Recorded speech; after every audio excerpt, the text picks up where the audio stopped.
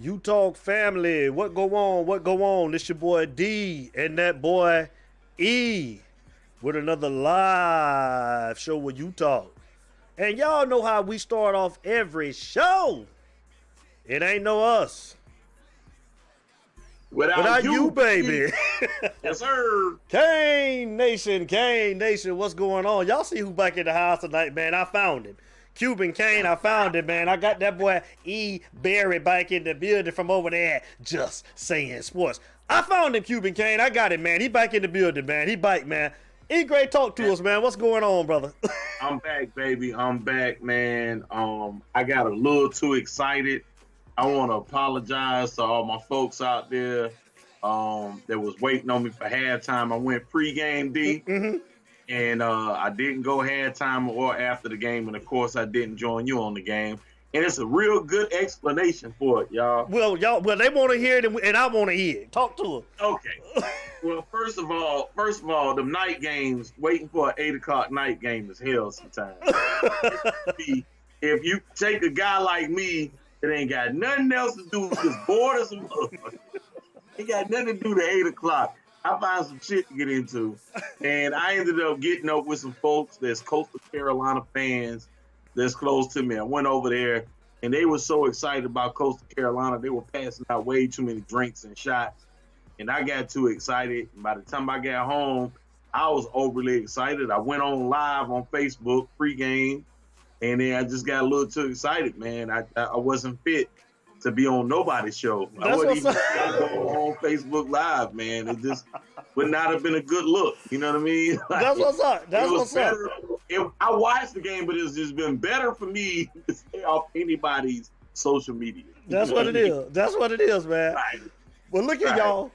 Y'all got his explanation, man. Cuban Kane, there it is, man. There it is, man. So y'all know, man, we finna get into it tonight, man. But y'all know I want to give a shout out of the night, man, to my homeboy, my super producer, man, Mr. King Judge, him Thale, Mr. King Judge. DJ Production in the building. King Judge, what it do, big dog? What's going on? King Judge? What's going on, big dog? What's going on? E. Gray, man. E. Gray, man. Before we get into it, y'all, I ask that you subscribe, hit the like button, comment on the show, and I ask that you hit your little bell notification, man, so that you can get whenever the show's coming on, because like I say, we're not going to be over on Facebook no more. We're going strictly YouTube, trying to bring everybody over to YouTube to watch the show, man. So right now, just type in You Talk, and you will see the live link to come into the show. E-Great, man, I gave my analysis on Saturday night, man, after the game went off, man. I want to get yours, man, so I'm going to let you go. What did you think about the win, big dog? Talk to us about the win against Duke. Okay, so first of all, I love the fact that, we won 48-0.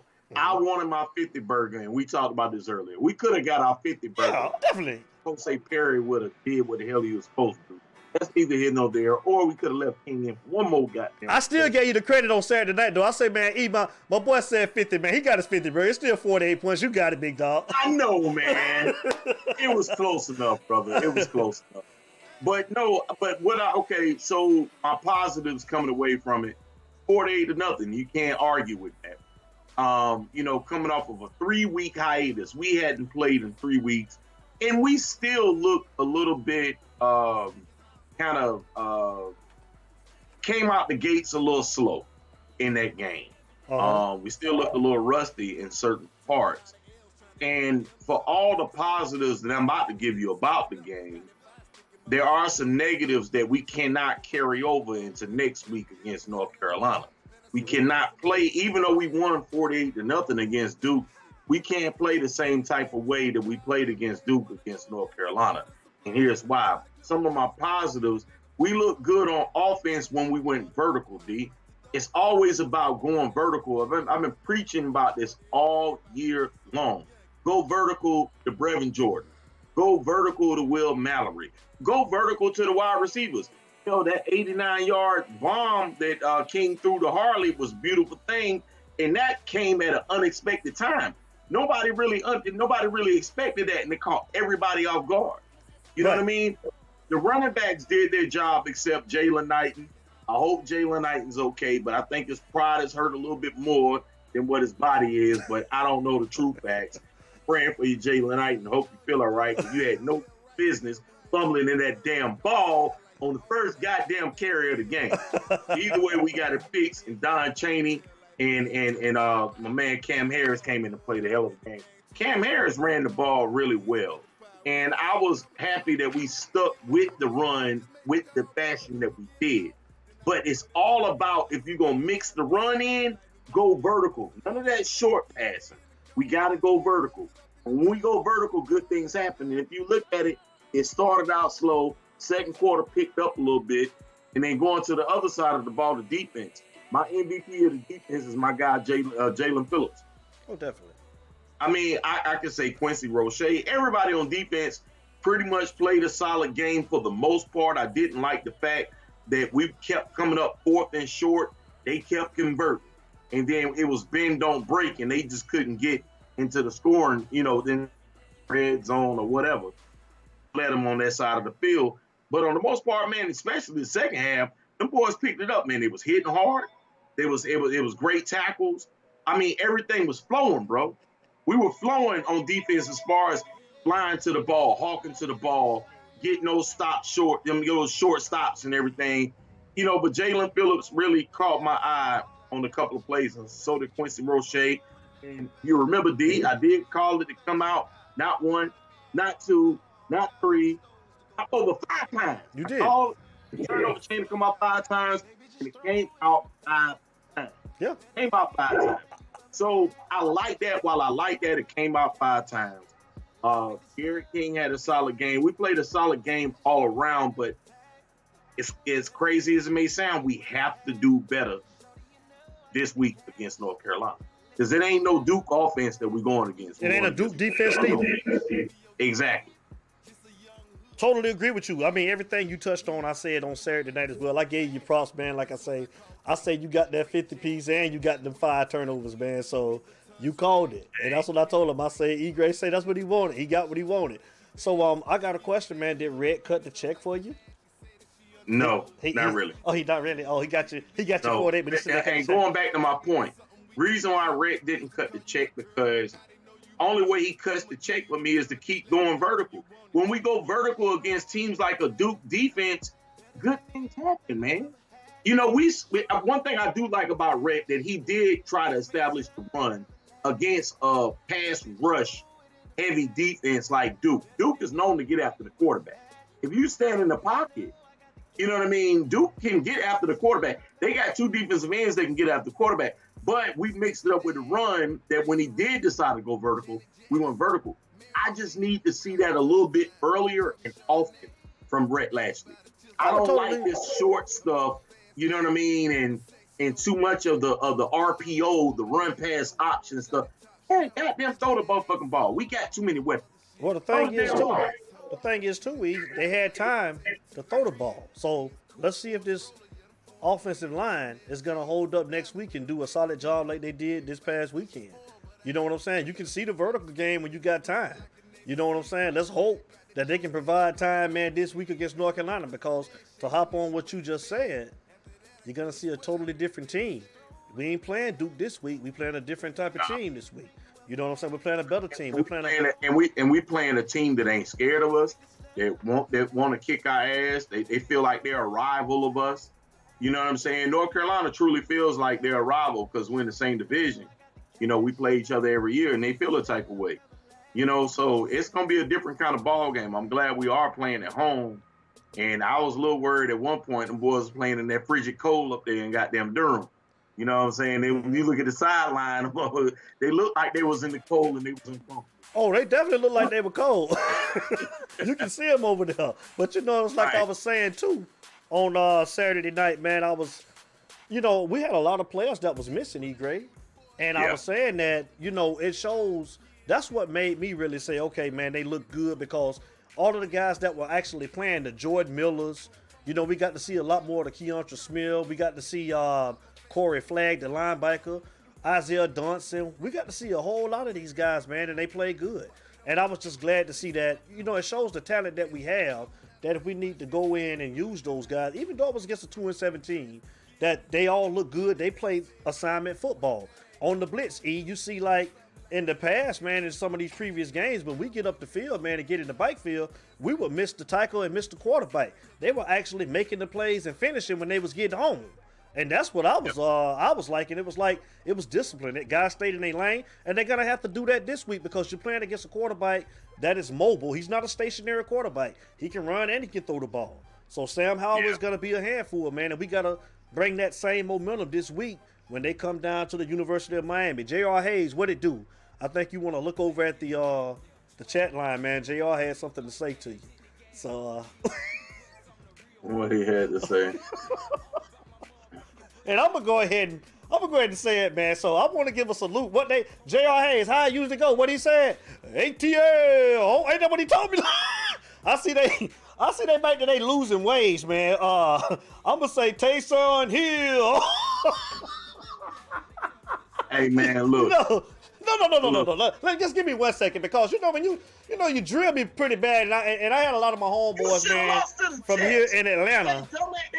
It doesn't matter. The motherfucker went for a zero blitz. I'ma use one of your. It ain't my fault. You got said. It ain't my fault. Y'all should hire Greg Williams. It ain't my fault. Hire Greg Williams. He did y'all a favor. He did. You know it. You know what? I do. I totally agree with you, but you know what, though? I'm going to use one of your phrases. What you always tell me? But we got to win. A win is a win. I'm going to use one of your phrases, bro. Bro, you know I like you. Bro, I'm going to use one of your phrases today. We got to win, though, bro. But all I'm saying is, you made me look real bad in front of my folk, man. All 20 years, 25 years I've been here in Atlanta, man. I got a lot of phone calls after you bothered me the other night, man. They were like, well, he got you, D. I'm like, yeah, he got me, man. They talked about me real bad, man, but I just want to let a water shirt today. I want to, for what? Taysom Hill. That's JR, they back to they losing ways, man, and I knew it was going to happen, man. I knew they was going to fall back down to earth. I'm just saying, I wanted to let him get warmed up, JR. I didn't want to just come out the gate and just dive on him, you know what I'm saying? I wanted to make sure, man, make him at home, get him caught. I mean, you can't dive on me. You should have lost to the Jets, and we kicked y'all ass last week. So you don't have nothing to say to me. When you get your ass put 43-6, you ain't got nothing to say at all. Could've, should've, no. Ain't no shoulda, coulda, woulda. We beat y'all ass 43-6, so you don't need to see nothing to me. And my playoff chances are still better than yours. Am I right? You ain't got to worry about it. Okay. That's all I want to know. JR, he don't want to, JR, he want to hop on that 1 week, but he should, though, man, because that was the only bright spot of his year, man, at B-Nuts, and he needed that. He needed that, JR. You don't have to worry about the playoff. Hey, well, so if I ain't got to worry about the playoff, what about you? Oh, we in the NFC. We ain't got nothing to worry about. We can't worry period. about You ain't got nothing to worry about, period. Yeah, you ain't got nothing to worry about, period. I still got a hope. But anyway, yeah, JR. But to answer your question, JR, man, I don't know if Brooks or John Ford or Harrison Hunter, none of those boys, I don't know. I haven't heard an update on none of those guys for this coming Saturday, man. So I don't know exactly what's going on with those guys. boys was missing this past week, D, but at the same time, you made a point about everybody else stepping up. That should make them feel a type of way if they do come back this week and down step up and do something. Because Jordan Miller looked good. A lot of them young boys stepped up and were flying to the ball. Yes. Now, it was a couple of instances that, soft coverage a little bit, this and then the third. They wouldn't convert the third and long. They made it 4th and 1, and that's when they kept going for 4th and 1, and they got it because it was 4th and inches, 4th and 1.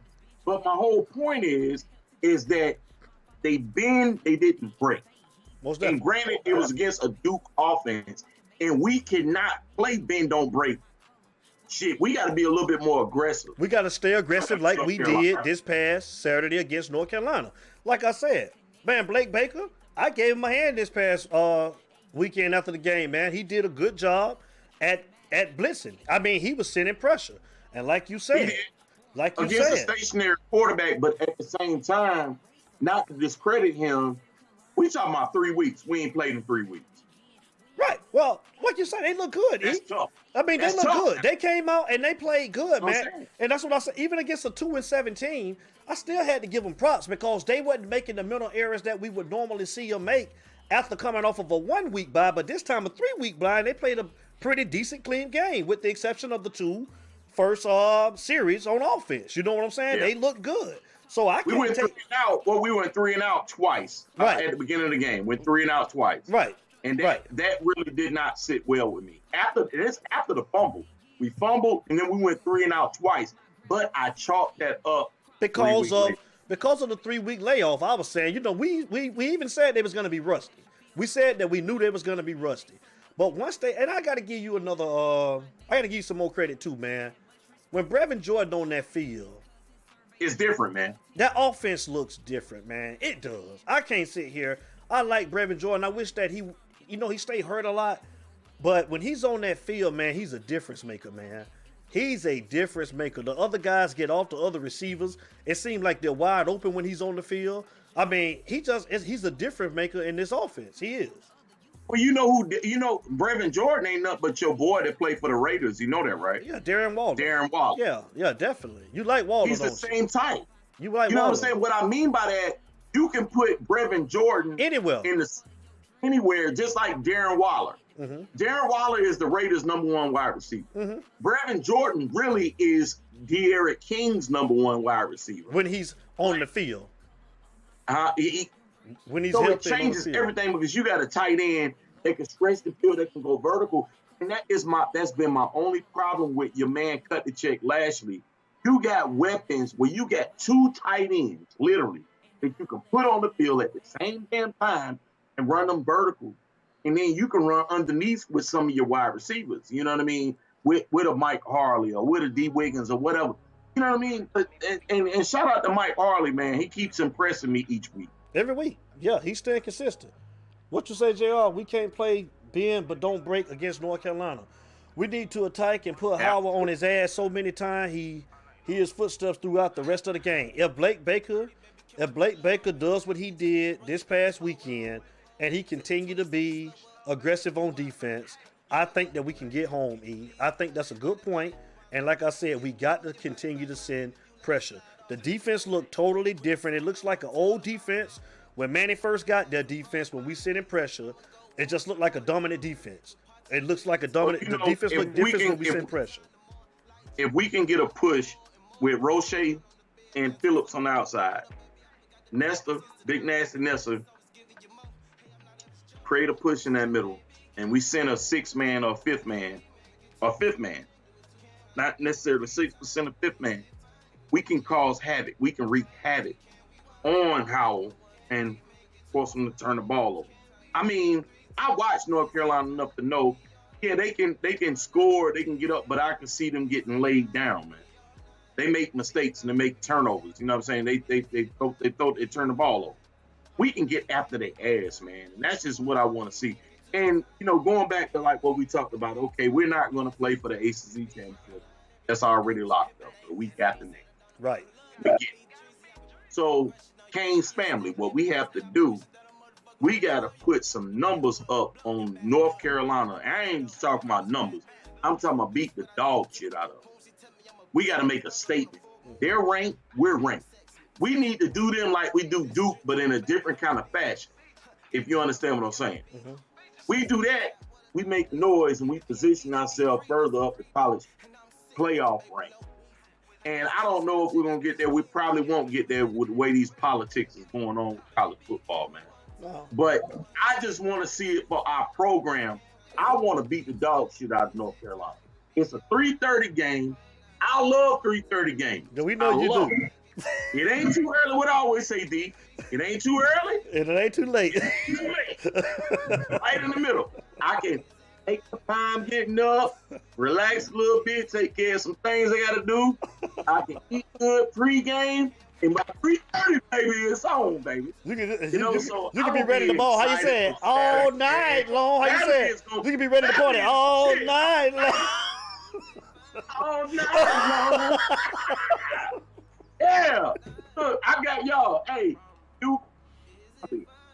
I'm sorry. I'm sorry that I didn't show up at halftime on Facebook and after the game and on Utah. I got too damn excited all throughout the day because y'all got to remember, we ain't played in 3 weeks.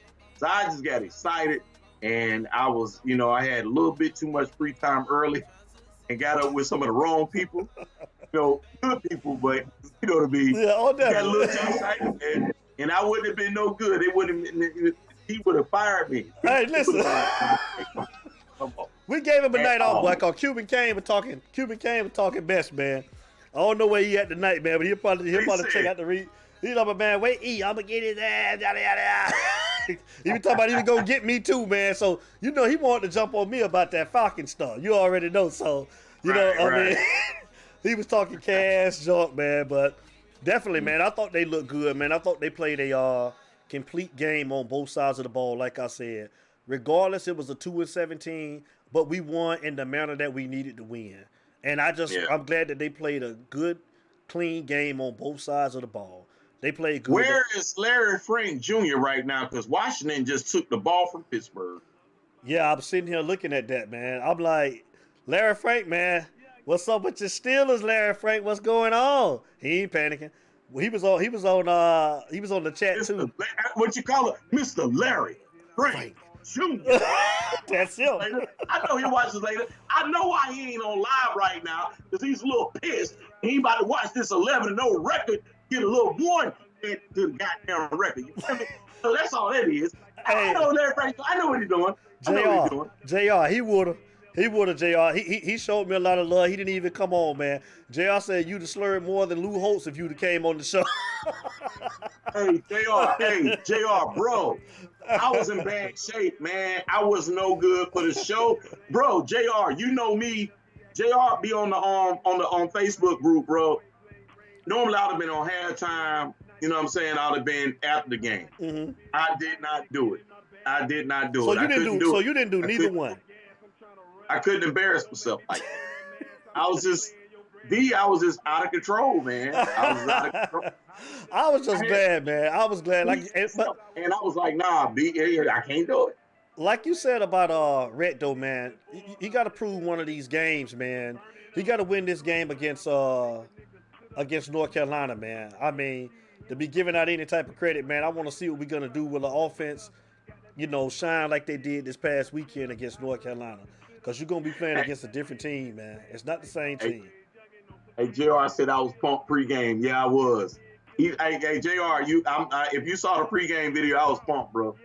I was probably feeling no pain. Hell no. I was feeling good as hell, bro. Pregame. Oh, you was ready, man. Huh? You were ready, bro? I was ready, man. Man, we ain't played in 3 weeks, man. I was too excited, man. Listen, man, I was too excited, bro. I was just wondering how we was going to come out and look, man, and I was pleasantly surprised, man. I'm just glad they did good, like I said, man. The coaches looked like they were prepared. I mean, on both sides of the ball.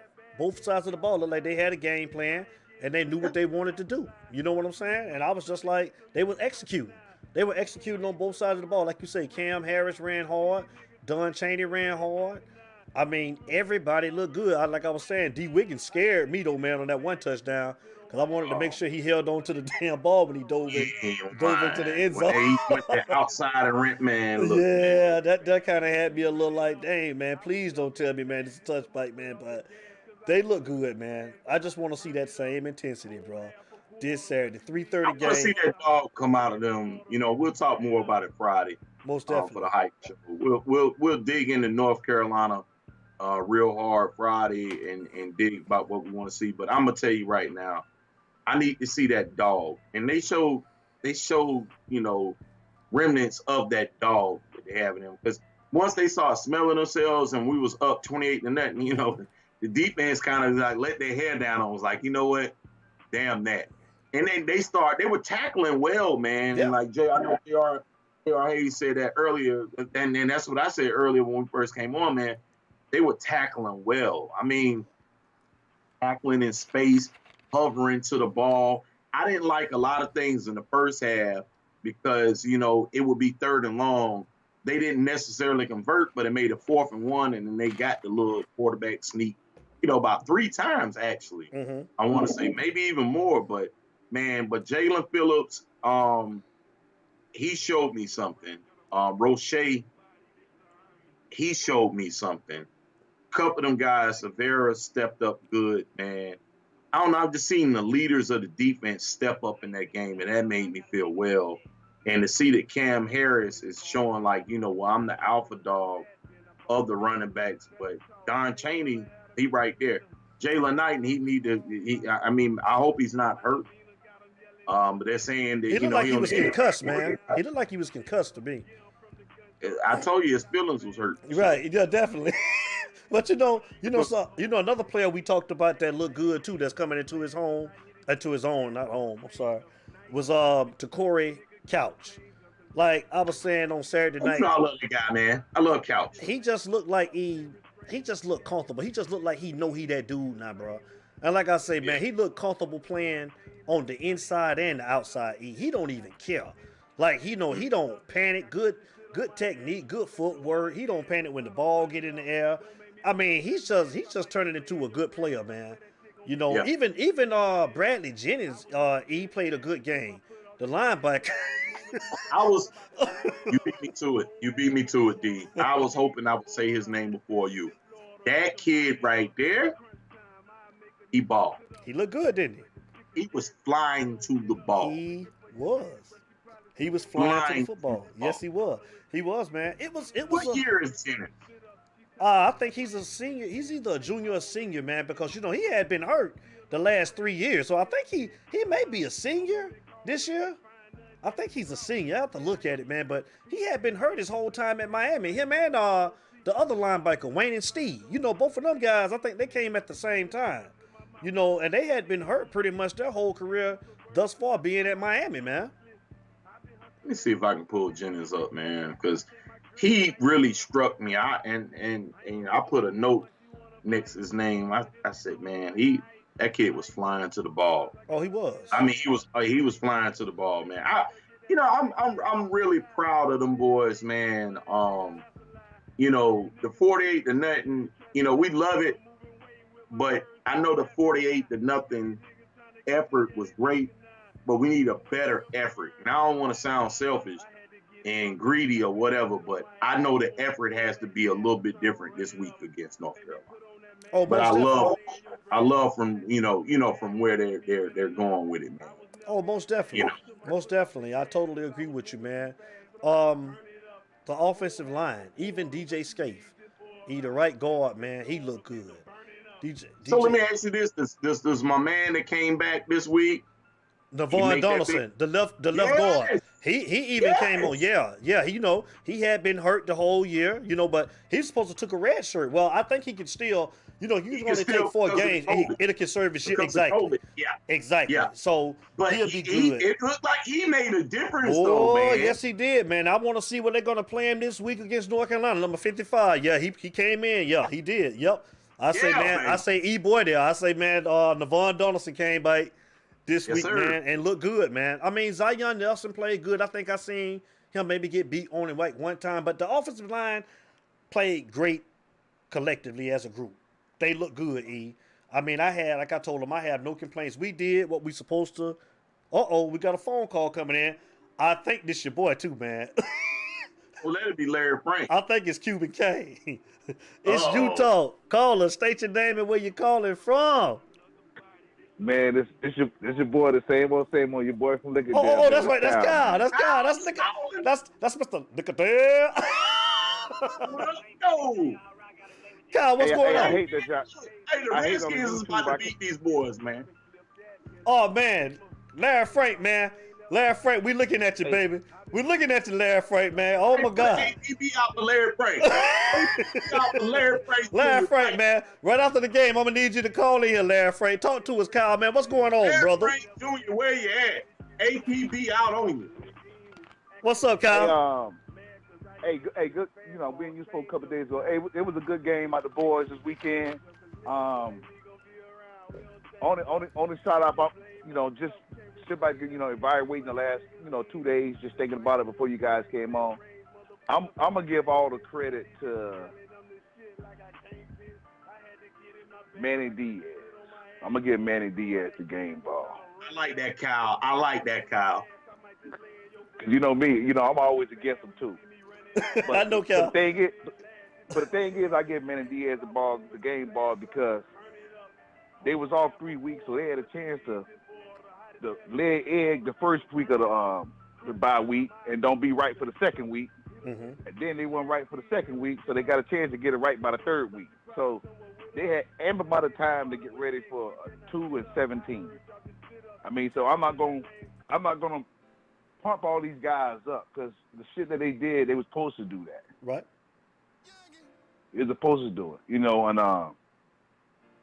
and a couple guys on defense, like you're talking about Jennings. I think Jennings is either junior or he's a redshirt sophomore. Okay. Because he come out of school in 2017, so he got at least, I know he redshirted 1 year. I know he was hurt a couple of years too. Right. So the thing is, Roche, that's what he's supposed to do. I mean, it's not like he was going against an AP All-American that he was a tackle. He's supposed to do that. Phillips did what he's supposed to do. I mean, he was the #1 recruit come out of high school, 2016. These guys played against some subpar talent, which we seen every team Duke played against. They run up and down the field on them. So I'm not going to give these guys, I'm not going to pump these guys all the way up. Right. But they at least did what they're supposed to do. Now, what I'm trying to figure out, did Pope play? Yeah, I Pope. just didn't think about it. Yeah, he played, but he ain't Pope do was- nothing. And he was running wind like sprints, Kyle. He ran wind Man, sprints all night. He must was on the goddamn treadmill or something. I don't know what the hell he Yeah, was he doing. was running wind sprints, bro. And not to take credit from Brevin Jordan, but don't put him on that boy Wilder status yet. You know what I'm saying? Yeah. That dude from Pittsburgh, don't put now that boy from Florida Gators, you could put him on that status. You talking about Pitts? Because he shook. Hell yeah. You can put Pitts on that status, but don't put Brevin Jordan. Brevin Jordan need to come back to school for another year. I hope he do. He needs to, though. I don't think he is, needs though. to. I don't think he's going to come back. I don't think he is, though, E. Oh, hell no. Hell no, he ain't coming back. But I tell you like this.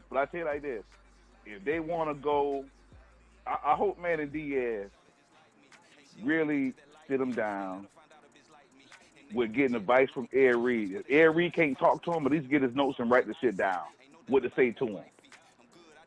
I wish Manny Diaz sit these juniors down and say, man, look at the past 4 years. Some of your brothers that left school didn't have big numbers. Yeah, you guys may do okay in the combine, but they didn't have big numbers. We didn't have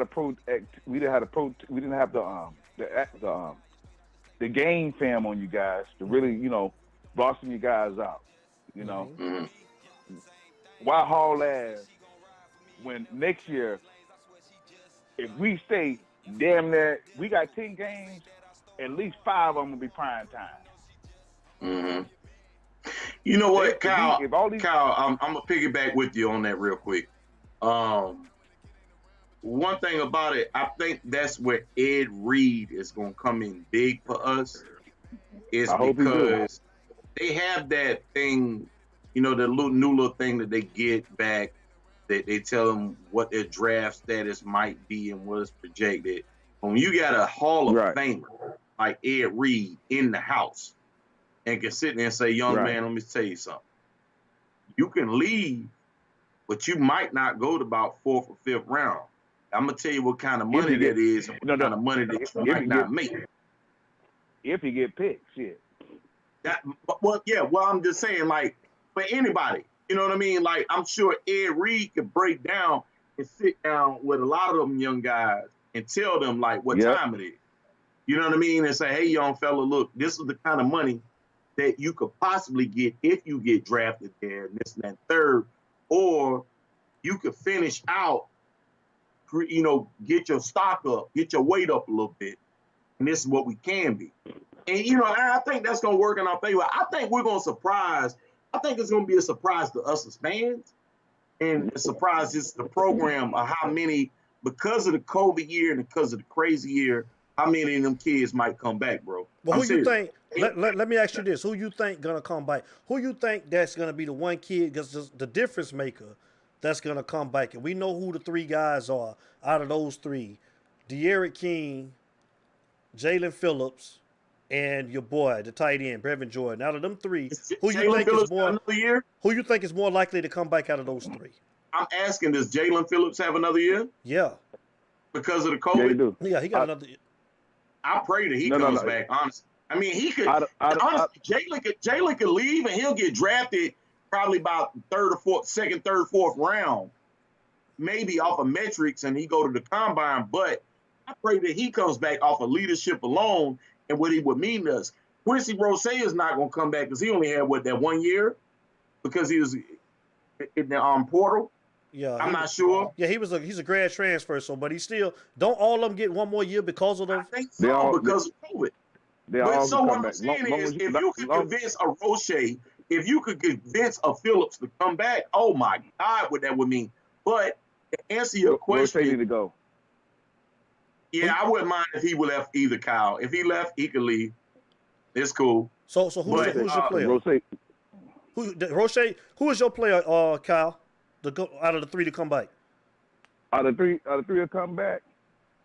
Now, if Bo Bowden stays, if Bowden stays, Bolden got the same thing with the Jalen got, right? Yeah. Bowden 2016. He 2016 grad from high school too. If Bowden stays, John Jordan stays. You know, they high school teammates. They buddies. They from Cali. You know, they there. You know what I'm saying? Okay, you know, E. Who your guy is, E? Who you think out of the three? Who you think would be more likely to stay? De'Aaron King. De'Aaron King? Yeah. Because if he leave right now, he ain't gonna get drafted as a quarterback nowhere near the early rounds. But we talked about that on Saturday night too, because Larry Frank posed the same question that we were talking about. They would draft him as an athlete late round. I think he need to stay and solidify. Now, I think honestly, give me 1 second, Kyle. I don't mean to cut my brother. I honestly think, y'all tell me what you think. If De'Aaron King stays one more year, he'll win the Heisman. Hey, not to cut you off. Hold on. Not to cut both of y'all off. Not to cut both of y'all off. Hold on. There you go. There he in the building. He in the building, man. Our boy in the building, man. Larry Frank, man. I know, man. We sorry, man. We been watching it. We been peeking over there while we was talking to Kyle, man. We see your Steelers went down, dog. It's only one, man. I still say you that team over there in the AFC, though. Oh, so basically, we still popping our collars from 1972. Yeah, you are. Yeah. We still popping our collars, right? Worry about that, but you are. Yeah. We still popping our collars. We still the only one to do it, baby. Yeah. Whatever. Hey, but I tell you this though. Atlanta pissed me the fuck off because they had a backup fucking quarterback. They had a backup running fucking quarterback. You know what the fuck he's going to do. Hold on, Kyle. I was having a good night. I was having a good night, Kyle. Let him talk. Let him talk. Respect the caller. Respect the caller, man. Let the caller talk, man. Let the caller talk, man. Go ahead, Kyle. Because I lost $150 on the game. I betted on Atlanta to win. You don't have a bet Atlanta. I don't know why you did that though, Kyle, but I mean, I hate the Saints, but see, they had the fucking game. Kyle, they done had mostly all of their games, but that's what they do. ATL. Hold on. Wait a minute. Kyle, give me 1 second. I'm gonna handle my light work real quick. Devin, when you lose to a team 43-6, you don't say shit. You just sit to the side and let me and Kyle finish this conversation. Absolutely not. My record is still better than yours. My record is still better, and I still have the opportunity to go to the playoffs. Your team is trash. You got that one signature win. That's the only thing that you can talk about all year. That's it. That's the only thing that you can say. You're terrible. Go ahead. It's on you. Anyway, Kyle, our problem is Dirk Cutter. He's the offense coordinator. He needs to be the first one out the goddamn door. You can't have all these weapons on offense and can't go down the damn field, go vertical, and get in the goddamn end zone. The play calling has been horrible all year, and it's just been like that since he became the damn offensive coordinator after Kyle Shanahan left. And after that goddamn Steve Sarkisian left, why would you they just trying to reinvent the wheel, and it just kills me. So if it is what they say is true, say we're looking at Louis Riddick maybe bringing him in as the GM, the guy off ESPN. He had front office jobs at a couple places. He actually played for the Falcons. I kind of like where he talked a little bit. I wouldn't mind giving the brother a chance. But his job needs to be get rid of Dirk Cutter. That's it. He needs to get rid of Dirk Cutter on his way to the interview, even though he don't have no power to do so. I'm gonna tell you who they need to pick up, and he'd be a good pickup for him too. A good pickup. He'd be a good pickup with the player. He'd be a players coach for y'all team, because I think he'll gel with the players really, really well. And y'all got the weapons. Y'all got the weapons to do the damn thing with it. And that's the goddamn Eric Bieniemy. Oh yeah, I've been one of him. He's been on my list. And when Devin, why you? And see, this would kill me, Kyle. We talking good stuff here. Devin want to look to the side and like he's so disinterested. I'm disinterested and disgusted. Kyle, hey, Kyle. Hey, Kyle, I got 2 words for him, Kyle. Tayshaun Hill. That's all I got to say. That's New Orleans done ran the Falcons all year long. All year. Kyle, it don't matter who they get, Kyle. They terrible, man. They garbage. Ain't nobody taking for none of that, man, Kyle. So we're garbage when we beat y'all 43-6. What does that say? And you should have lost against the Jets. Kyle, notice that, Kyle. That's the only way he can go. This is his only signature win. He got to harp off something, Kyle. Kyle, he got to harp off. He needs something, Kyle. That's the only win that he got. Greg Williams rightfully so got let go from the Jets because he called a 0 blitz on the last play of the damn game on a goddamn long ass. You don't call a 0 blitz. Kyle, is that my fault, Kyle? Is that my fault? Hey, you know what? I'm a defensive guy, right? I'm a defensive guy, and if I'm calling a 0 and I ain't got but 10 seconds to go in the game, that's the fucking cornerback's fault. You know you're out there on your own, so you got to give your own self some. You got to play smart. I play DB, so I know. What you biting on the double move for, Kyle? What you biting on the double move for, Kyle? You ain't got no timeouts. You putting a rookie out there that's been getting burnt all year on an island like that against Ruggs, who runs a 4-3. That's why you don't bite. That's why you don't bite on the double move, man. But I don't care regardless, because you know what? A win you ain't making the playoffs is a win. A win you is a ain't win. Making the playoffs anyway. It don't matter. Stop hating. I got a better chance than you. I got a better chance than you. After this one over weekend. I'm gonna get ready to get out my soapbox. I love to hear Mr. Larry Franks come on, because Larry Franks he always just has some good talking pieces. Yeah, we finna get him in here, man. Kyle, I'll check back with you, man, a little bit later on, brother. But I was gonna come in with the North Carolina stuff, but you say wait till Friday for that. So I already got my little talking piece. Let's say that juice for Friday, baby. Right. Okay. Yeah, I take it. I'm gonna warm these ribs up, man, and continue to listen, man. Hey, Kyle, hold on real quick before you go, brother. Kyle, you there? Yeah. It's Tayshaun Hill. We'll holler, dog. Good night, Kyle. All right. Says the guy that lost it's Utah, baby. You called my team trash. Man, no, I didn't say trash. I said garbage. Same thing, though. Okay. Yeah, garbage. Yeah, definitely. Y'all back to y'all losing ways, man. You had a bright spot, man, for 1 week, man. Now you back into the rut that you've been in, man. So, you had your little highlight win off of me, man, but it's done now, man. You know what I'm saying, man? I'm sorry, E. I didn't. E, man, listen, man. Don't be mad at me, man, because I still got a shot at the doggone playoffs, man, and you don't. Don't be mad at me. Larry Frank, come on and call up, man, whenever you're ready, man. 404. Hey, put the head back to your side. house and put Falcon stickers all on that goddamn BMW. Let me tell you something. Let me tell you something. You better stop it. You ain't bringing no Falcon stuff over here when you get over here, boy. You already know. Larry Frank, man. Come on and call up and talk to him. You know what? Jose Martinez, come on, bro. No. Get him, Jose. Get him, Jose. Get him. Get him. Please lean into him. Somebody lean into him, man. Like, he deserves. Jose don't want to give me no love anyway. Jose do give you love. He give you love. Jose the one gave you the name. He gave you Roll Out E. You came and man. Larry Frank, don't do it. Larry Frank want to jump on every Washington fan. He say he see. Hey, Larry Frank, slap yourself. You knew that loss was coming. You knew that loss was coming. The moment I saw Bud Dupree go down last week, I said, hey, listen, you wasn't on the. Hey, listen, you should have been on. I asked Larry. Hey, listen. I asked Larry Frank that, bro. Y'all might lose first round Saturday night. I say, Larry. I say, how you gonna replace that productivity? I think Bud had like 7 sacks on the season. Larry say T.J. Watt gonna have to step up. I say, man, he gonna need somebody else. T.J. Watt. He gonna need some. Because of Bud Dupree. But hey, Larry. T.J. Watt do today? L. Frank, listen, bro. Hey, listen, L. Frank.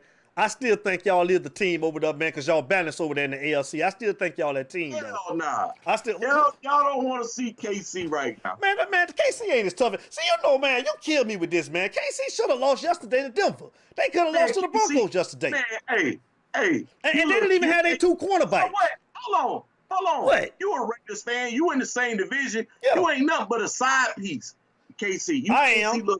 I am, man. But guess what? They let y'all win early in the year to make you feel special. But guess what? A little side piece. Guess what? I beat the Saints, though. I still look good sometimes. I beat the Saints, though.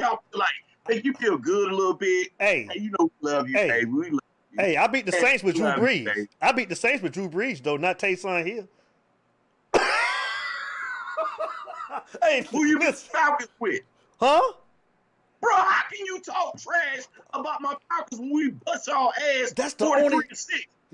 That's the only thing. That's the only thing that you have to say. That's the only thing. You should have lost to the damn Raiders. It ain't no. There's no shoulda, coulda, woulda. That's none of that. You a football man. I just say you an NFL guy. You talk NFL over there. What you told me? What you told me? Martinez, let me get some of that action. Yeah, I think I need to put my my Cash App in the chat because Jose said the Fins 28-21 over the Chiefs this coming Sunday. Jose, man, put some on it. Jose, put some on it. He out like the Chiefs. I think this Larry Frank, man. Hold on. I want all that work. It's you talk, man. Call us, state your name and where you calling from. It's the man with the hurt heart. I'm not okay right now.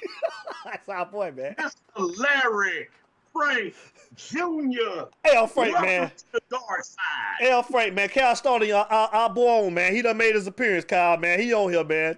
Let's talk to him, Larry Frank, man. Go on, pour it out, Larry Frank. It's on you, big dog. Go ahead. Bro, I was at work. The last time I checked the score, I look on my phone, 14-0. All right, cool. I'm straight. We got this. I knock off. Like I say, man, all of a sudden my phone started blowing up, tagging. I said, uh-oh. Facebook tag, uh-oh. And all of a sudden, that's a start calling. Too. I said, uh-oh. But then, my wife called me. My wife said, baby, you okay? I said, they lost, huh? She said, they going in on you right now. I said, that's okay. That's all right. That's all right. But, hey, man, I'm going to tell you like this. I'm slapping every Washington fan I see, bro. Get beat by a team that ain't got no name, man. I'm not feeling it. Well, I got to say, it is what it is. But I tell you, everybody that hated on my Steelers, guess what? I got my loss out the way last. All y'all done lost before me. So guess what? Save the best for last. So, hey, it is what it is. We going to regroup. You're going to regroup. Hey, I knew it was coming. Eventually. I actually thought it was coming against Buffalo, or maybe even Cleveland and Indianapolis because we got some tough games. But, hey, it is what it is, man. Look, I'm going to take my L. I'm ready for Saturday. You know, I'm going to switch gears back to the Canes, man. I knew the Canes had a perfect game on Saturday. I knew when them Canes dominated in all 3 phases. I said to myself, watch them goddamn Steelers going to lose tonight. Because this game was too perfect. That's normally how I go. But I hate to tell you, Kyle, y'all going to lose 2 in a row. Y'all going to lose to Buffalo next week in Buffalo. It's possible. It's possible. You know, what can I say? Now I got to subject myself next Sunday. I got to root for them damn Saints when they play the Chiefs. Now, you know I can't stand saying who that. Larry Frank, just look at it. Hey, Larry Frank. Larry, you know how bad I was hurting this past weekend, boy. Larry Frank, look at it like this, man. Gotta go, man. No matter what happened, Larry Frank, bro, you're right. You still look better than them damn Falcons, man. So just look at it like that, Larry Frank. Don't worry about it. Well, I mean, hey, hey, bro, hey, your average pile of trash bags before they get picked up is better than them Falcons. Right. You're exactly. Larry Frank. You know what? I don't appreciate. No. This is not fair. This is not fair. Larry Frank, you're a sensible guy. You know that ain't fair because we cut his ass. See, we cut them goddamn Raiders' ass 43-6 last week, bro. Last week, and this man tried to give every excuse of a who, what, and why, and the man wouldn't wear the. I got them FedEx a brand new jersey and a hat down there. Larry Frank, that wasn't the bet. That wasn't the bet. This man from South, I don't know how they bet in South Carolina, Larry, man, but he like to make bets up along the way as he go, Larry. I don't bet like that. You know what I'm saying? That wasn't the bet. That wasn't the bet. Nah, you gotta lay it down from the start of the season. Thank you. You know y'all playing each other. You lay down the wager down from the start of the season. There you go. Or at least the beginning of the week. You know, you don't do it. But normally I bet money. I don't bet dumb shit. I bet money. I like my money. I ain't betting no money. I like my damn money. Well, I ain't betting my money. I don't bet money because with money you lose friends. So I don't. With money is too easy, man. Like I said, bro, I bet bragging rights. I bet wearing Me too. team's apparel because that's gonna last. Me You too. know what I should've- And I got kids, Larry Frank. I got young kids, man. I don't like giving my goddamn money away, Larry Frank. I should have bet them when we won.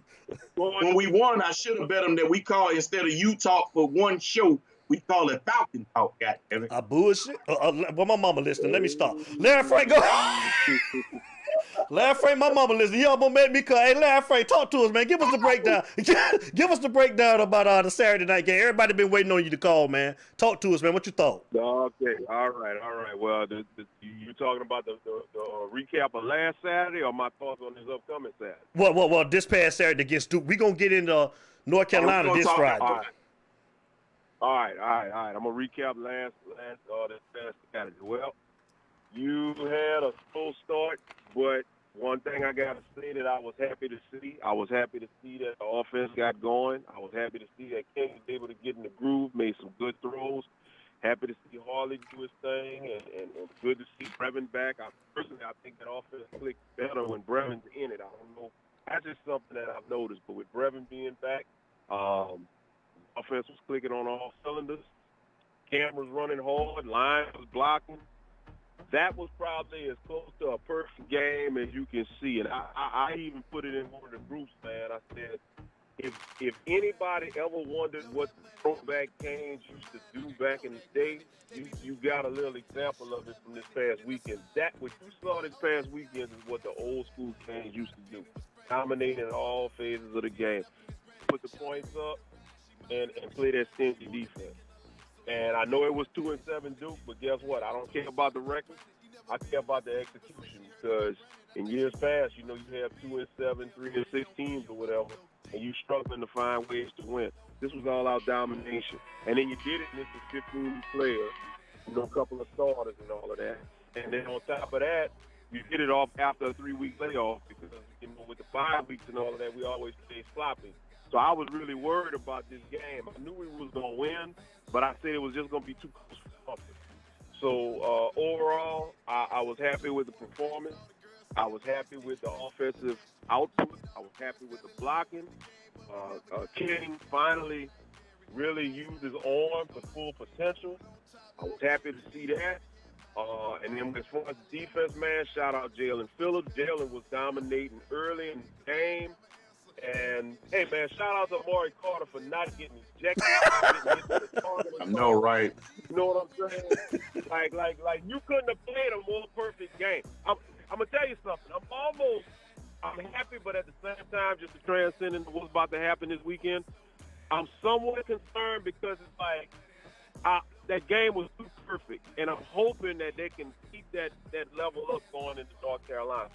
This right here is the biggest game of the year for us. I know Clemson was big, but really we didn't have Clemson on the schedule for last season. We had North Carolina on the schedule because everybody picked them on the Coastal. Mm-hmm. So this is our Iron Bowl, as might say. This is our Ohio State, Michigan for this year. Mm-hmm. This year right here. Because we got a lot to prove with this game right here. What I want to see coming in this week right here, I want to see us be able to get a good pass rush, do some blitzing, go ahead on and just put pressure on Sam Howell. And hey, man, North Carolina been doing anything offensively, so let's shut them down. Mm-hmm. Mm-hmm. So, all right, so Larry, let me say this real quick. You say the perfect game. I don't agree with this game being our perfect game this past week. I say that because I appreciate everything they did, winning 48-0, which is no easy feat, and coming off a 3-week hiatus, which was big, because I was nervous about how we would come out flat. And actually, in the first quarter, we came out flat. We fumbled the ball first play, then we went 2 3-and-outs, and then our defense was good enough not to get they didn't get Duke to go 3-and-out necessarily. They kind of bend and didn't break, and then they made them punt. And then we finally got 2 touchdowns, one from Brevin Jordan and one from Cam Harris. And then we up 14-0, and we kind of like, okay, now we got our wind beneath us a little bit. Now we can kind of figure it out. And what we did in that second quarter, and that's when the defense started showing out a little bit. But like I was telling Devin and I was saying earlier on the show, to harp on your point, which you make great points about with North Carolina, we can't, as good as we played to win 48-0 against Duke, we got to play 2 times that better against North Carolina, because this is a different animal, a different game, and a different atmosphere and a different team.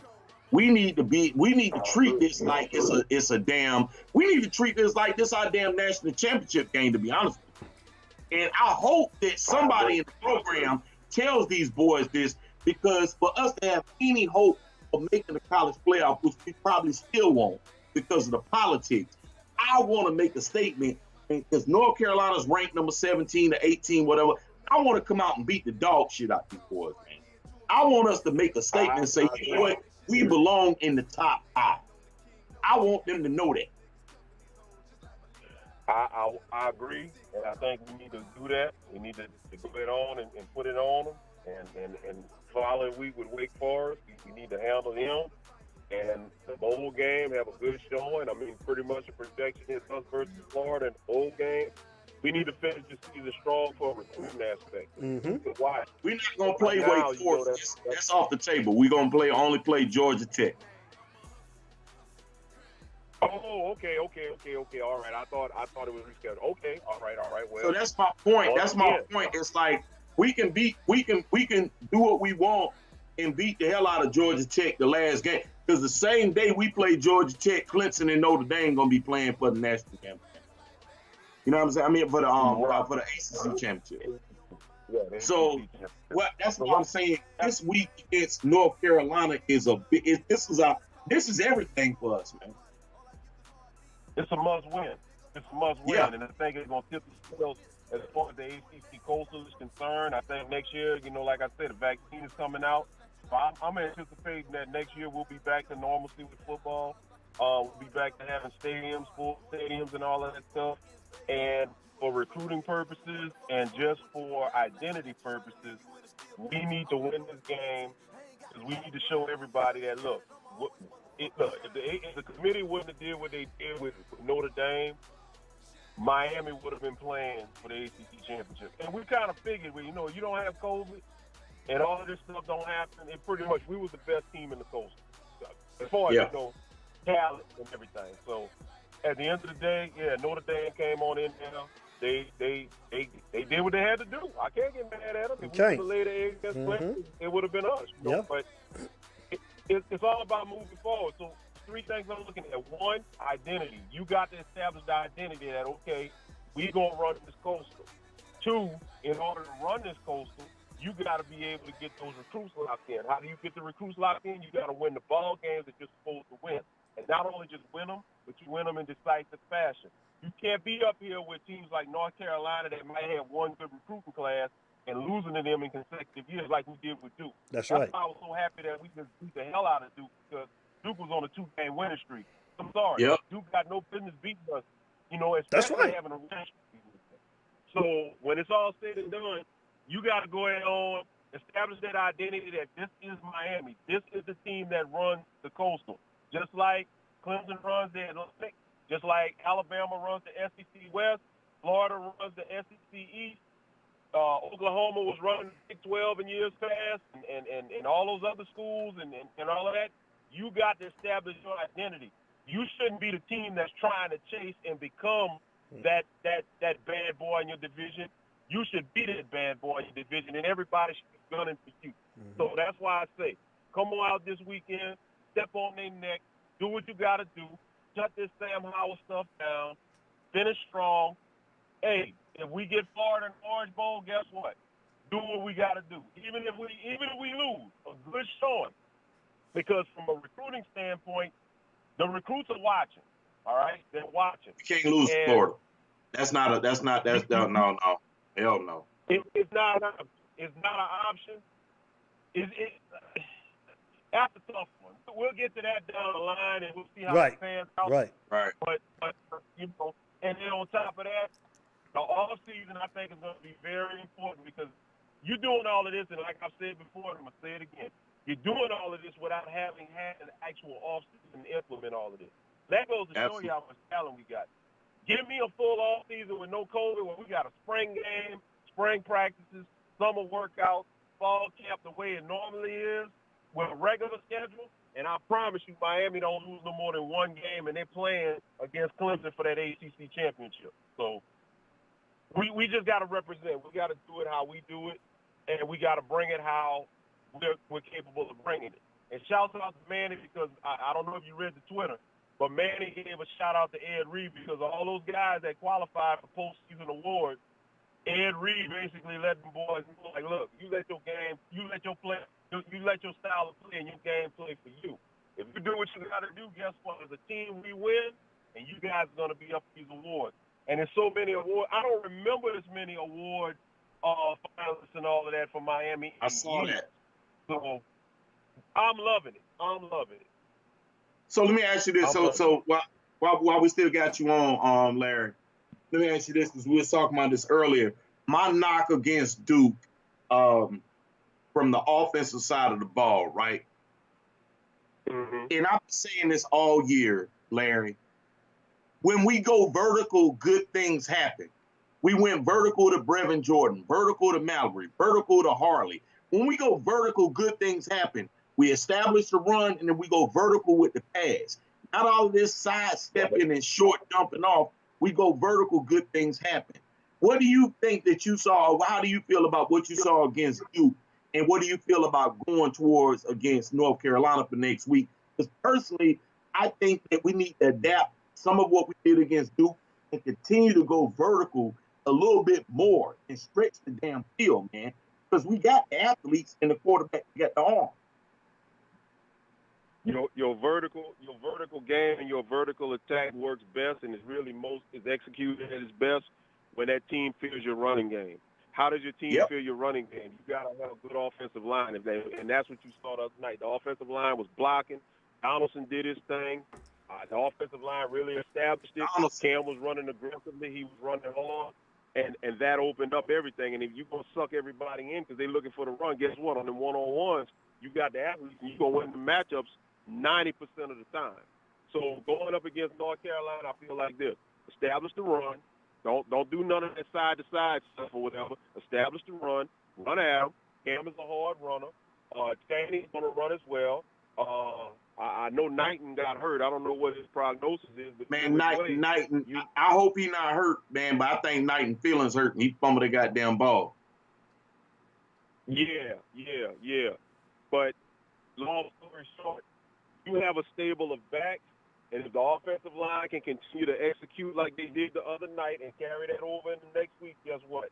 When it's all said and done, that's going to set up the run, get a couple of good runs, and up top, one-on-one, it's over. And if Brevin's playing and Mallory's playing as well, and you get some packages where you got both of them tight ends out there, you can't cover everybody. Can't cover him, man. You can't cover. You can't cover him. You can't cover him. North Carolina does not have a defensive cover. So I like our chances. I don't like the time of the game. I don't like that it's at 3 o'clock or 2:30 or whatever in the afternoon. 3:30. I love it. I love it. Why? I prefer night game. I just prefer night game. No, hell no. 3:30. Yeah, Frank, let me ask you a question. Yes, sir. We touched on this Saturday night for a little bit. I want you to go back into that point you made on the chat. I know you didn't get a chance to call in on Saturday night, but we spoke about the significance of Ed Reed being there to be able to possibly talk to these guys before wanting to enter the draft. Talk about what you said in that chat about that's gonna make a difference with him being on campus. For years, for the last couple of years, you've had some really good players that could have returned, that could have came back, that declared early. Now, don't get me wrong. I understand everybody got their family situation. Everybody got their dreams of doing this and doing that. But at the end of the day, if you're getting a draft grade and you have to have somebody that's going to tell you how it is. These guys, these agents or whatever are going to tell you what sounds nice, tell you what they want you to hear. They in some cases, in a lot of cases, they give you a false sense of hope. What I like about Ed Reed's presence is you got somebody who's been in the league. These guys, they've watched him as kids. They've grown up watching him, and now he's there. You have somebody that can actually tell you about the NFL process, the combine, the scouting, the pro days, measurables, everything that it takes. Somebody that can tell you about draft grades and what it takes to make it. And my thing is, I'm just hoping that at the end of the season, and some of these guys are going to get their draft grades, and some of them are going to be lenient. But at the end of the day, I'm hoping that Ed Reed can just one by one sit down with these guys and talk to them and just let them know what they stand to give up. Because I'm sorry, if Trajan Bandy comes back, man, that would have made so much of a difference in the past. It's just like a few years ago when Kaya left. Kaya had one more year eligibility when he left. Kaya actually would have been back going into that 2017 season. So we did what we did with Malik and got to that 10-0 start and got to number 2 in the playoffs and all of that in the rankings. Imagine if you would have had Kaya back with those receivers, with Cager and all of them. Man, Larry, I literally said the same thing you're saying earlier in the show. I think it was Kyle. Kyle was on, right, D? Yeah.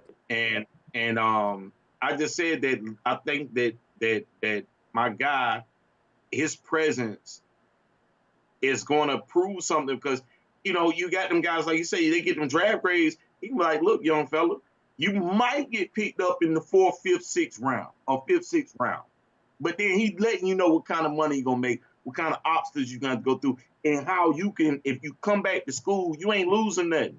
You can position yourself even better. So it's just the piggyback on what you're saying. I'm hoping that because we talked about what we say. Now you got to ask him this, what we said our top 3 that we want to see back. Action.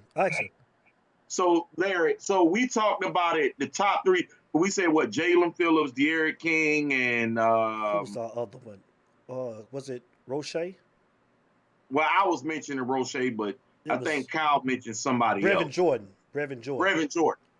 Okay, Brevin Jordan. Yeah. So who needs to come back in your mind, Larry? Who in your mind, who can possibly leave early, get drafted decent, but who you feel needs to come back?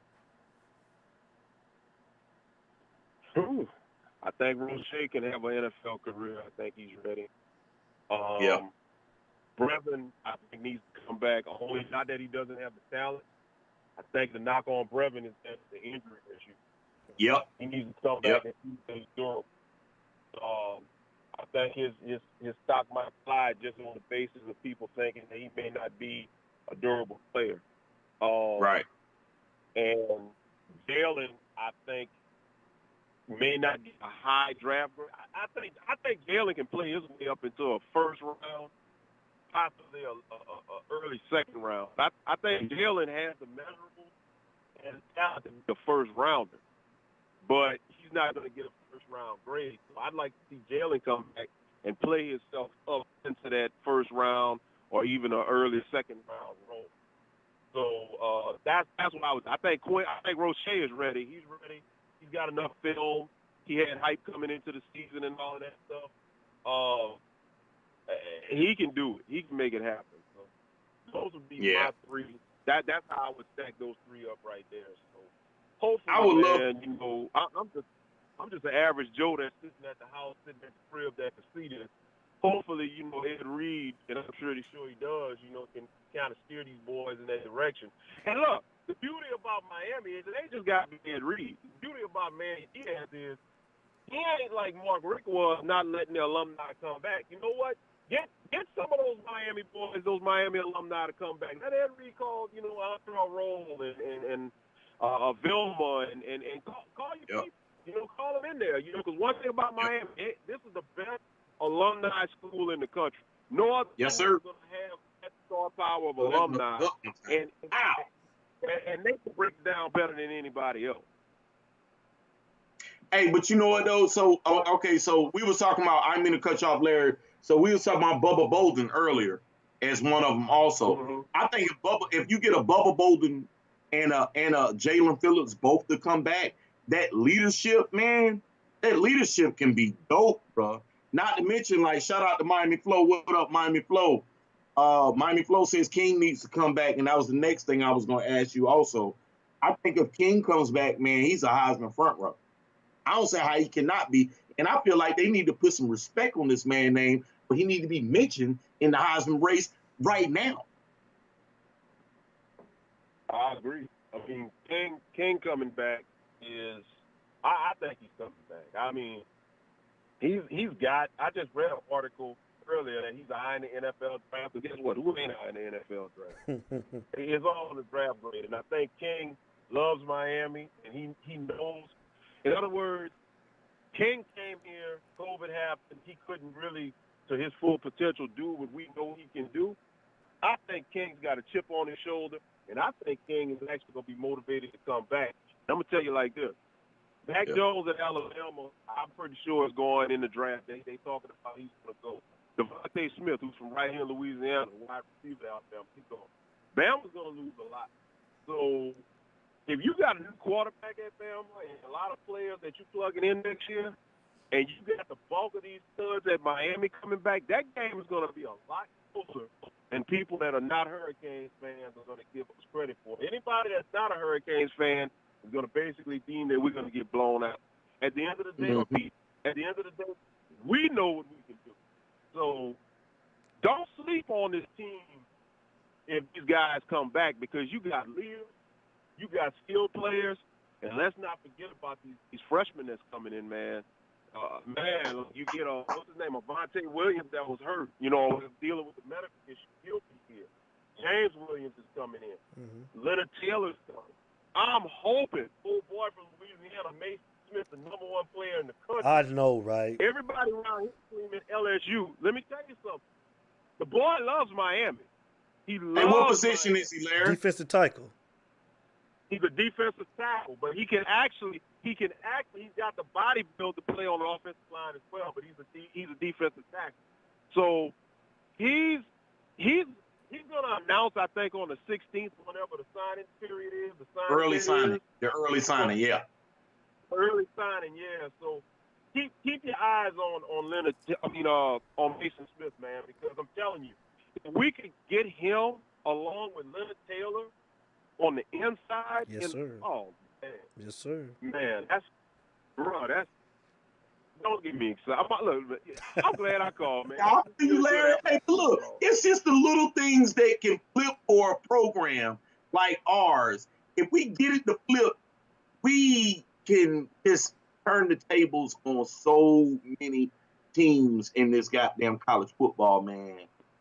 They ain't ready, man. Right.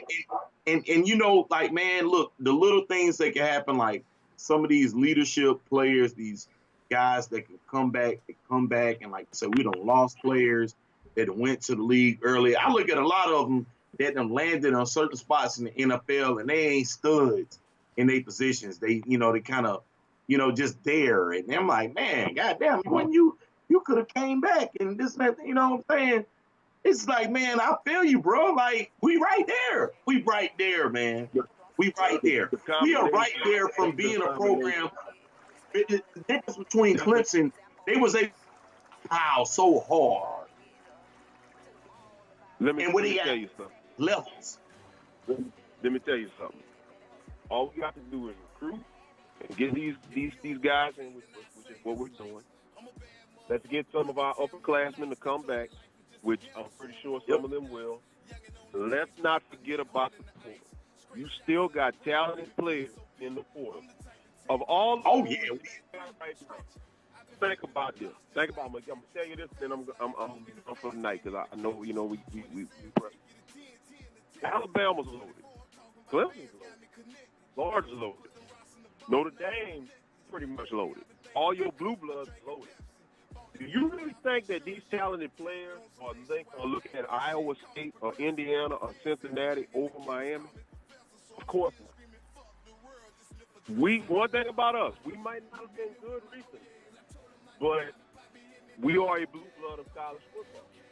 And in years past, and now, transfer players are coming in and they eat. So guess what? That's another avenue that Manny has. One thing I'm gonna give Manny, he's the king of the portal. He's the king of the portal. So you got Jake Garcia out there, and a lot of people are saying, and a lot of projections that Jake Garcia decommitted and he's coming.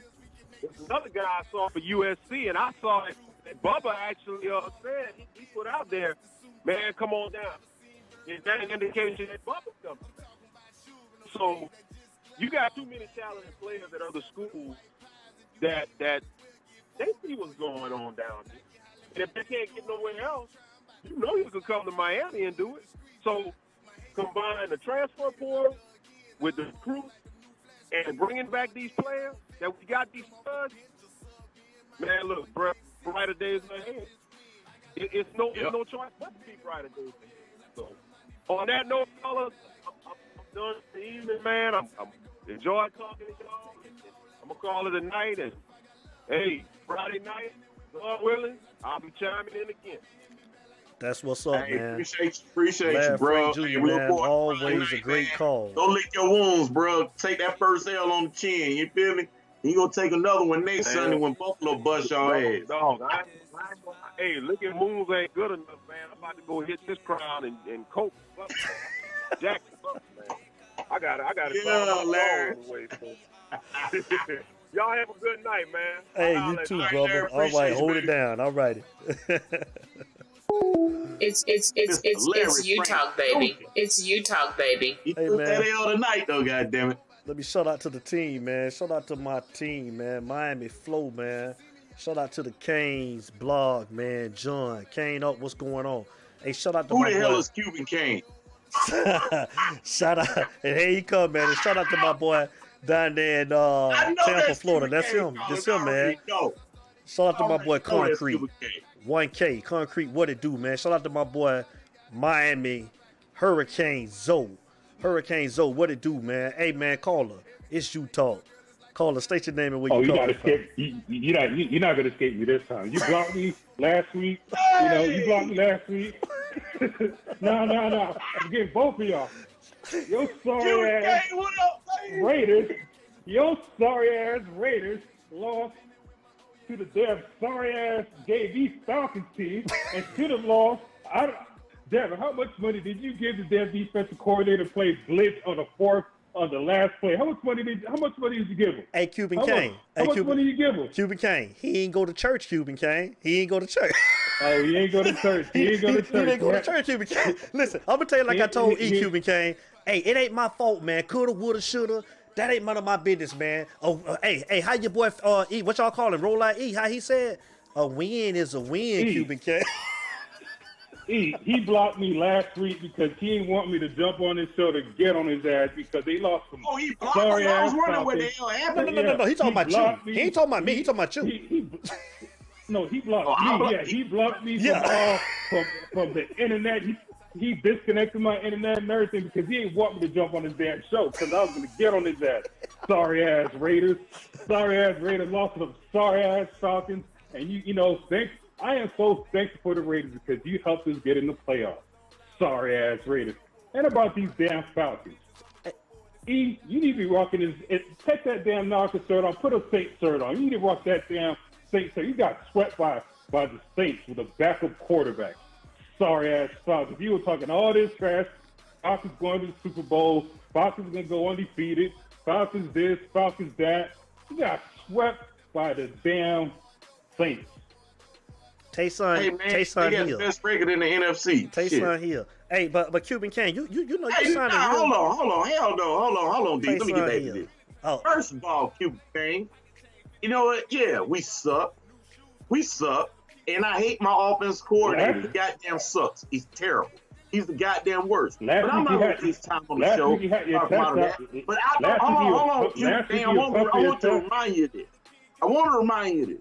I don't want none of this talking about the Saints talk and how bad my Falcons are or whatever this past week. To take away from the fact that we beat the goddamn Raiders 43-6. I'm not lying about that, Cuban Kane. No, you're not lying. Hey, Cuban Kane, ask him how closer did he get by beating us to get to an NFC South championship or a playoff berth? Because that's the only thing he got to stand on this year. That was his highlight. That was his highlight of the year.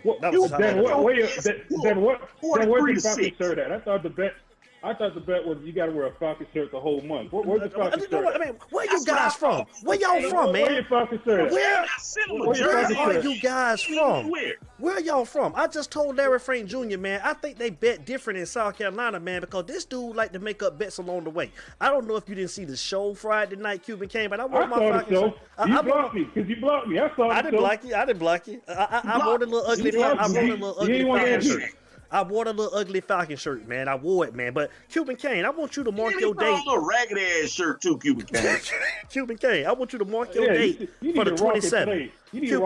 Cuban Kane, the 27th. The 27th. I got Miami. You coming to Vegas? I sent him a Matt Ryan. I sent him a Matt Ryan jersey and a damn fresh ass Falcon hat, and he wouldn't put it on. No, that wasn't the bet. Cuban Kane, the 27th. You would be in Vegas. Your Miami Dolphins. So I tell you what, you get ready, Cuban Kane. Who's in Vegas? The Miami Dolphins. The Miami Dolphins. You will be in Vegas. Is there a football team in Vegas? Yeah, you know it's a football team in Vegas. It's a football team that's still playing. I thought it was Oakland. Are you Oakland, Los Angeles? Hey, I mean, I don't know where you're gonna be playing. I mean, we might as well start calling you the Oakland Jets because y'all paid them boys to win the damn game. Listen, man, where y'all be hating? Y'all boys so damn sorry. Call the Jets and complain to the Jets, man. A win is a win, like Roll Out E say. I don't want to hear about all that. I got the win. What you need to be concerned with. Hold on. Roll Out E, yeah. Cuban Kane, you need to be concerned about the 27th and the 22nd because you know what's going to happen on the 22nd? Them Lakers about to start back up, Cuban Kane. I'm about to be rolling again, Cuban Kane. Mr. LeBron James. Oh, wow. There's breaking news. Greg Williams is the president of the Las Vegas Raiders. Oh, shit. Listen, so, I take it. He got a front on the job. I take it. He quit. He's the president of the Raiders. I take it. Cuban Kane, man. Cowboys pay this man. Hey, Jack Aguero, man, my homeboy, Avon Park, Florida in the building, man. Jack Aguero, what's going on? Cuban Kane, it doesn't matter if we played him or not. We got the W, baby. Well, like Al Davis say, just win, baby, win, man. You know what I'm saying? The Falcons wish they could say the same thing, but it's Taysom Hill. Go ahead. I'm sorry. Go ahead. I wish you had a camera watch. You know, you watching this damn Jets game. I know you were sweating. I know, like, man. I ain't gonna lie, Cuban Kane. I can't. I'm a man of my word. I was scared, Cuban Kane. I was shook. I was shook. But you know what, man? Deep down inside, E. Gray. Deep down inside, Cuban Kane, E. Gray. You know, I'm always in church. I go to church. So, you know, I was Cuban Kane. One moment, you tore up your house. Cuban Kane. Cuban Kane, I put all my faith in that man upstairs, and he answered my prayers, Cuban Kane. You know what I'm saying, man? So, man, E. Gray, we got the W, baby. We got the W, man. Stop hating on my Raiders, man. What's wrong with y'all, man? I'm gonna play y'all team, E. I'm gonna play y'all team, baby. Stop hating on me. Anyway, so anyway, Cuban K, man, what's your thoughts on this past Saturday, man? The win against Duke 48 to 9. Let me cut all this stuff out. Finally, we showed, you know, we look like a team that looks developed. You know, I'm proud of them. It's like you shut a team out that you're supposed to shut out. Offense and defense. Oh, I'm happy that we didn't hit a 50 burger because I know E, you would have been talking, 50 burger. I gave it to him, Cuban Kane. You might as well say he got it. If he got 48, Cuban Kane, you might as well give it to him. He got it. Hold on, Cuban Kane. Why you ain't want us to hit the 50 burger so I can talk about it? You got to get that 50 burger. Nah, I'm proud because I can't have you too happy. You know, last week you beat the Falcons, then the Canes would have got the 50 burger, and if you would have won yesterday, oh man, today would have been a horrible show. It probably been the worst show on Utah history. You hating on your brother, man? Cuban Kane, I think Cuban Kane calling in every week to see us miserable.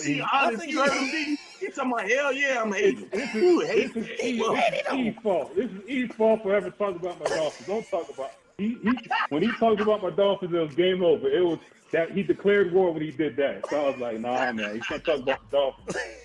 And then I find out he's a Falcons fan, a team that was 28-3. I ain't gonna forget 28-3 and lost the damn Super Bowl, and I lost a shitload of money on these damn sorry ass Falcons.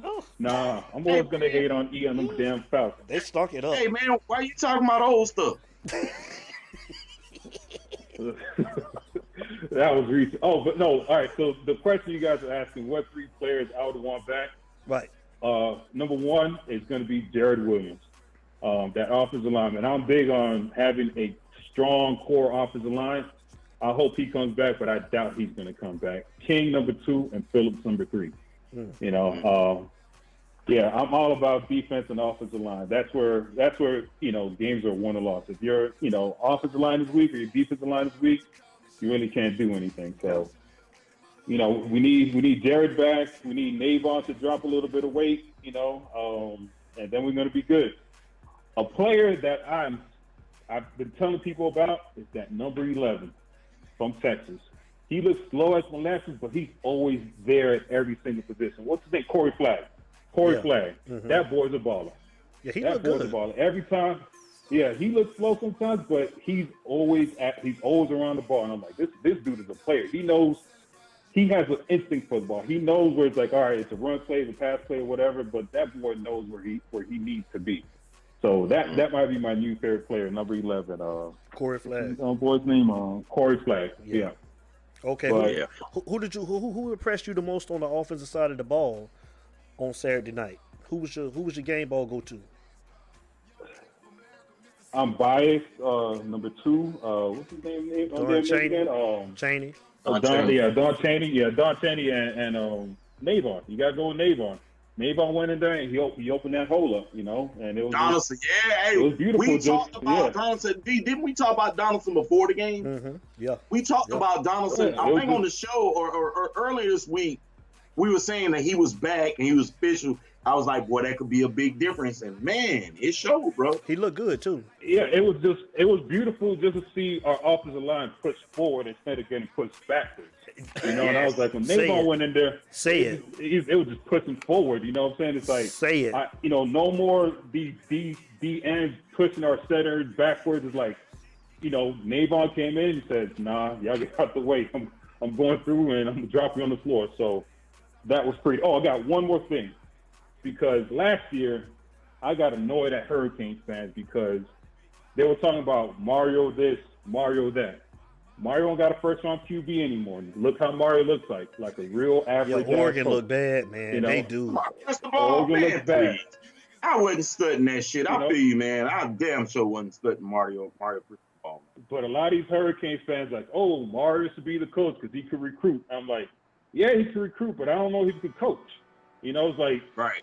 Herbert he didn't recruit Herbert, right? This is his players. You know, he has a lot of 4 stars and 5 stars on his squad, and he lost to the 2 worst teams in the Pac-12.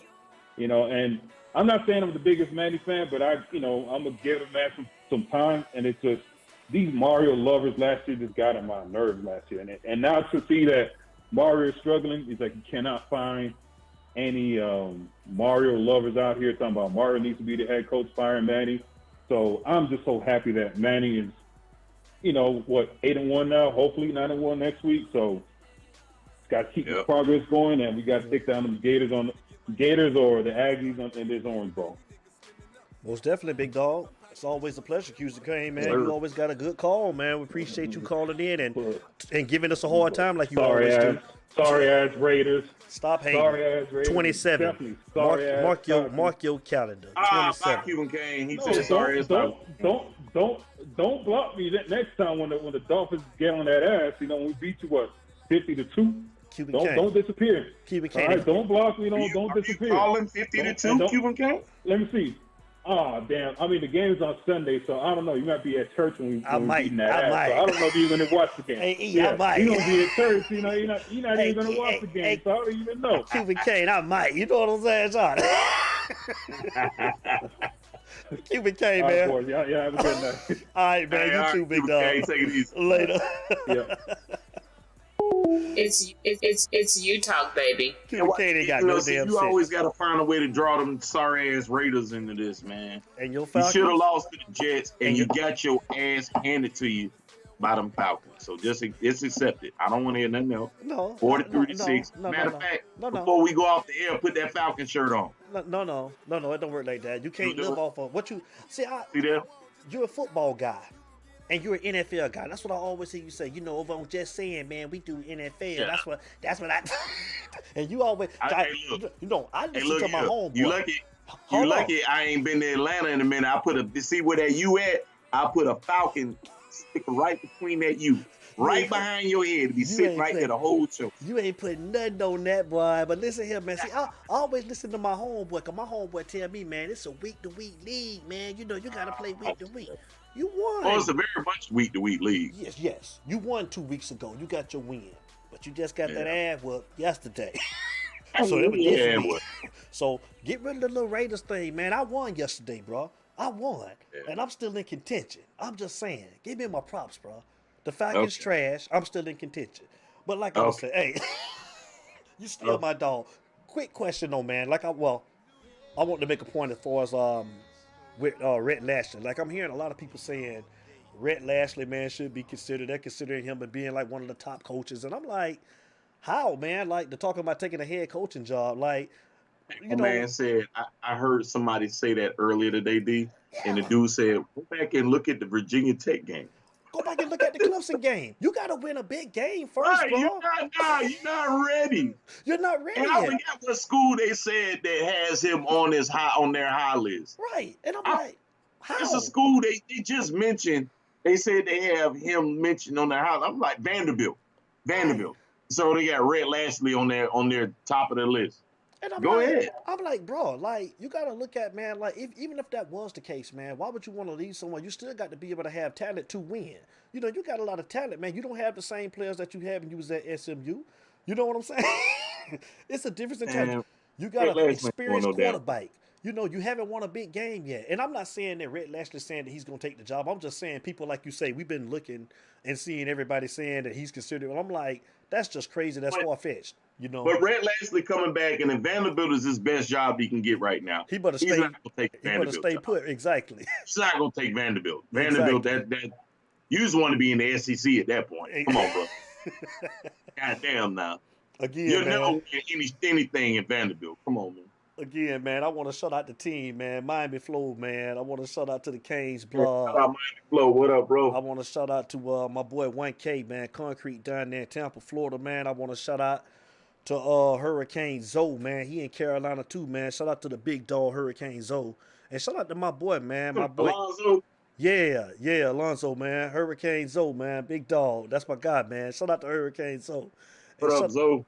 Shout out to my boy E. Gray, man. Just Saying Sports, man. My player partner, man. My PIC, my partner in crime, man. That's my guy, man. I like to give him a hard time. ATL, Tayshawn Hill, they ain't nothing, man. But you know, you know what, bro? Like I say, man, I'm leaving my boy alone tonight, y'all. We finna get ready, man. And I'm about to watch some Monday Night Football, man. I wanted to see Mahomes. I wanted y'all to see his face, Cuban Kane, man, because he didn't come on Saturday night, and you was looking for him, Cuban Kane. I didn't even hear from him, Cuban Kane. I didn't know he went MIA on me, and I usually hear from him. So you know, I wasn't no good for nobody, man. He wasn't no good. He say 28-3. Oh man, see, man, Cuban Kane just thrashing you. Hey, listen, bro.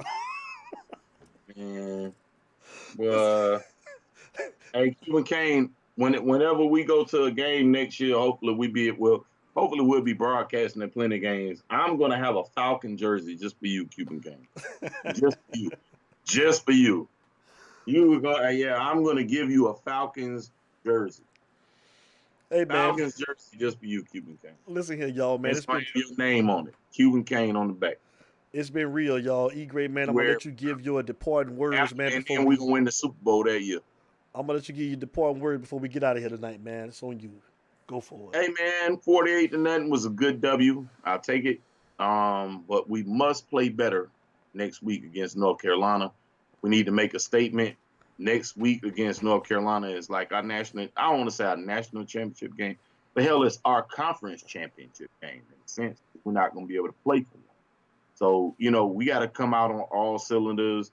48-0 was good, especially coming off of a 3-week hiatus. But I'm going to need a better effort and need a solid effort. And I'm looking forward to it. 3:30 game finally. You know, I love them 3:30 games. I heard, who was that? Larry Frank said he didn't like he liked the primetime games. Man, I like the 1 o'clock. I like the 1 o'clock games. That's me. You mean the 12? Nah, I got to have the 3:30 is perfect, man. 3:30 is so perfect. Cuban Kane say, you told me the HR department because he need to take a drug test with them crazy ass Falcons. Okay, man. Hey, I'm gonna send you some Falcon stuff in the film, bro. Hey, man, listen, man. Hey, I'm gonna convert Cuban Kane to a Falcon fan. He keep playing with me. Them damn Dolphins ain't going no damn well. They ain't going nowhere. You better start Fitzpatrick. Quit fucking around with damn Tua. You better put Fitzpatrick in that mug. Hey man, I'm gonna shake him up on the 27. I got you, big dog. I got you. Don't worry about it. I'm gonna shake him up. E. I hope y'all game in a tie. I'm gonna shake all the change out of Tua pocket, man. I got it, big dog. But I mean, like E. Gray say, man, we just gotta come to play, man. Saturday night, man. Great win this past weekend, man. Just want to see you guys with that same intensity, man. This week, we need the same intensity. Come out. Make a statement, man. Let's do the same thing. No mistakes made on both sides of the ball. Let's just play a clean game, man. That's all I want, man. Let's take care of our business. So we're going to get ready to get out of here, man. It's been a great show, man. We enjoy the commentary. Always Friday. Hype Show Friday.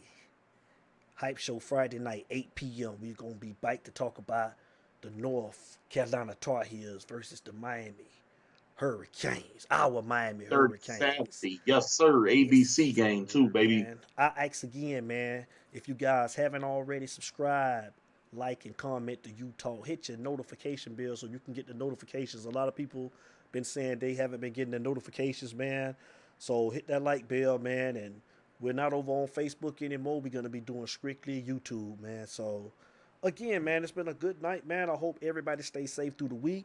And we'll be looking forward to seeing you guys this Friday night at 8 p.m. for the Hype Show. So, E. Gray, man, let's show them how we get out of here, man. You about ready, big dog? Y'all know how we start every show. And y'all know how we end every show. It ain't no us. Without you, baby. And we out. It's you talk, baby. And before I go, Tayshawn Hill, we out of here. Look at his neck. Look at his neck. That's third.